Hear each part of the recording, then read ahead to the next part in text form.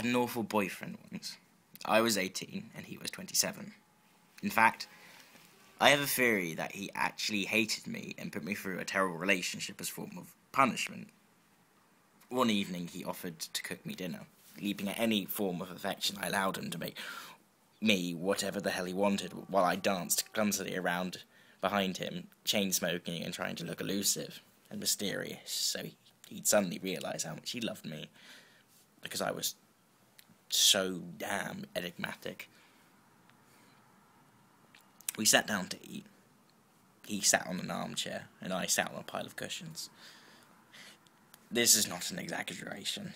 I actually sat on a couple of sloped sofa cushions piled beside his chair. Before I even took my first bite, I could smell it. Spice. My least favourite flavour in the world. My eyes watered, and my nose streamed just from having this dish sitting on my lap. What the hell would it do to my insides were I to ingest it? Food is my comfort. Why would I want something that I shovel into myself in order to feel better, so hot that it causes physical pain? I looked up at him with spicy tears in my eyes. Maybe he had accidentally given me his dish, and my marked pasta was in front of him. He didn't look down, just switched the best of Top Gear on television and began eating. Top Gear is probably the only show on television that I don't like.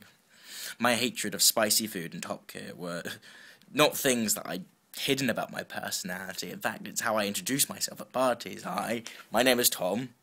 I think people who eat anything spicier than mango and lime chicken at Nando's are show-offs, and Jeremy Clarkson's style of uber-offensive humour is about as funny as Frankie Boyle's. Not at all. I lasted about 5 mouthfuls before my tongue was numb and my lips were swollen up like a porn star. Of course. That's what it was. He was just using the capsaicin from the chilies to swell my lips up to sultry sexiness. I put my plate to one side and kissed. "Have you finished eating?" he murmured, craning his head so he could still see what star would be in a reasonably priced car. I nodded.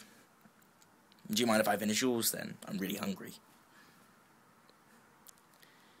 Half an hour later, as I ate a bag of chips sitting on the platform at Seven Sisters Overground Station, I began to question the evening's events. I listened to Fleetwood Mac's Landslide on repeat and realised that maybe falling over yourself to get someone who seemed to go out of their way to upset you wasn't the definition of a healthy relationship.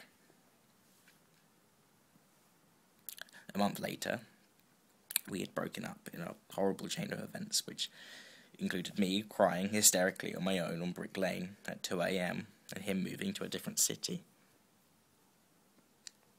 I've not eaten a chili or watched Jeremy Clarkson's smug little grimace since. I call that progress.